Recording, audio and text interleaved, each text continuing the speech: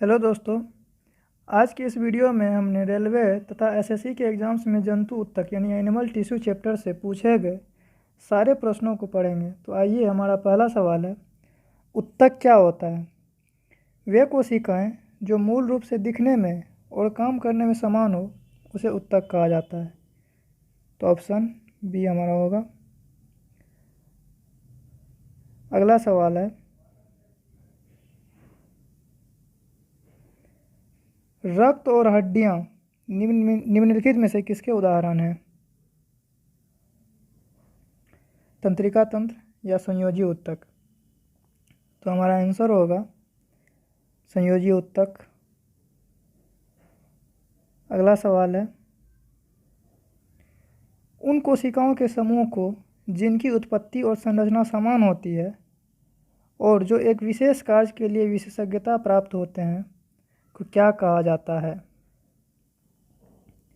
तो इसका सही आंसर होगा उत्तक।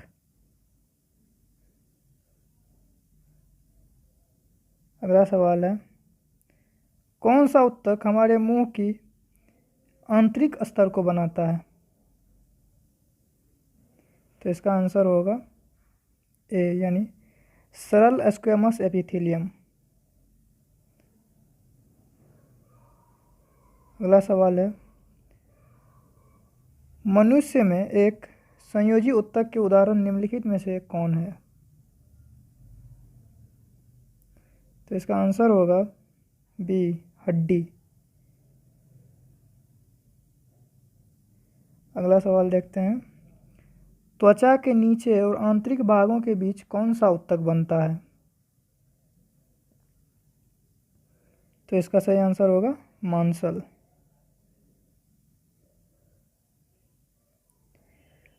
अगला क्वेश्चन है, मुंह की परत निम्नलिखित में से किससे बनी होती है? तो इसका आंसर होगा पपड़ीदार उपकला यानी स्क्वेमाउस एपिथेलियम। आंसर यानी ऑप्शन ए। नेक्स्ट क्वेश्चन है, निम्नलिखित में से कौन सा एक पशु उत्तक है? संयोजी उत्तक, तंत्रिका उत्तक, उपकला उत्तक? इसका तीनों ही आंसर होगा, तीनों ही एक पशु उत्तक है। अगला क्वेश्चन है, पेशी उत्तक कितने प्रकार के होते हैं? तो पेशी उत्तक 3 प्रकार के होते हैं। ऑप्शन ए, पेशी उत्तक 3 प्रकार के होते हैं। अगला क्वेश्चन है, निम्नलिखित में से कौन सा एक संयोजी उत्तक है? तो इसका आंसर होगा बी, ऑप्शन बी रक्त। रक्त एक संयोजी उत्तक है। अगला क्वेश्चन है, निम्नलिखित में से कौन संयोजी उत्तक है? उपास्थि, रक्त, ये दोनों ही एक संयोजी उत्तक है। उपास्थि और रक्त दोनों ही एक संयोजी उत्तक है।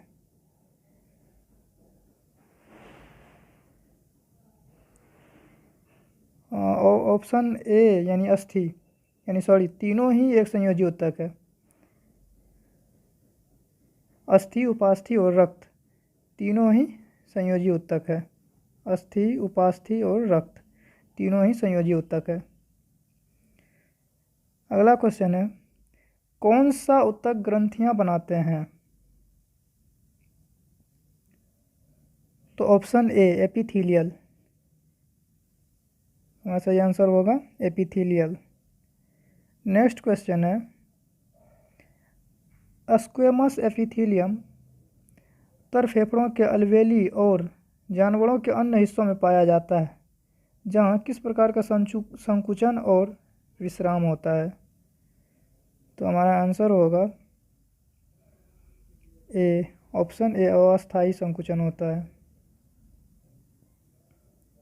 अगला क्वेश्चन है, जंतु कोशिका में वृक्क को यांत्रिक समर्थन प्रदान करने के लिए कौन सा एपिथेलियम इसकी आंतरिक परत निर्मित करता है? तो आंसर होगा ऑप्शन ए आयत फलकी यानी क्यूबॉयडल। Option A. अगला क्वेश्चन है, हिस्टामिन स्रावक कोशिकाएं निम्नलिखित में से किस ऊतक में पाई जाती है? हिस्टामिन स्रावक कोशिकाएं निम्नलिखित में से किस में पाई जाती है? तो ऑप्शन ए यानी संयोजी ऊतक। अगला क्वेश्चन है, अवकाशोत्तक निम्नलिखित में से किसके बीच एक पूरक ऊतक यानी फिलर टिश्यू का काम करता है? तो हमारा आंसर हो जाएगा ऑप्शन एक, त्वचा और मांसपेशियां। यानी अवकाशोत्तक निम्नलिखित में से किस के बीच एक पूरक ऊतक का काम करता है? त्वचा और मांसपेशियां। नेक्स्ट क्वेश्चन देखते हैं, निम्नलिखित में से कौन उत्तर ग्रंथियों का निर्माण करते हैं? तो आंसर हो जाएगा बी, वाहिका। निम्नलिखित में से कौन उत्तर ग्रंथियों का निर्माण करते हैं? वाहिका। अगला क्वेश्चन है, ऊंट का कुबर किस ऊतक से निर्मित होता है? तो ऊंट का कुबर, इसका सही आंसर हो जाएगा ऑप्शन बी, वसामय ऊतक। ऊंट का कुबर वसामय ऊतक से निर्मित होता है। अगला क्वेश्चन है, लिगामेंट व टिंडन किस प्रकार का ऊतक है? इसका सही आंसर हो जाएगा ऑप्शन बी, संयोजी तंतुमय ऊतक। ऑप्शन बी, संयोजी तंतुमय ऊतक। अगला क्वेश्चन है, मांसपेशी को हड्डी से जोड़ने वाले ऊतक को क्या कहा जाता है? तो इसका सही आंसर होगा टेंडन। मांसपेशी को हड्डी से जोड़ने वाले ऊतक को कहा जाता है टेंडन। नेक्स्ट क्वेश्चन देखते हैं, निम्नलिखित में से कौन सा ऊतक शरीर को गर्म रखने हेतु उत्तरदायी होता है? तो इसका सही आंसर हो जाएगा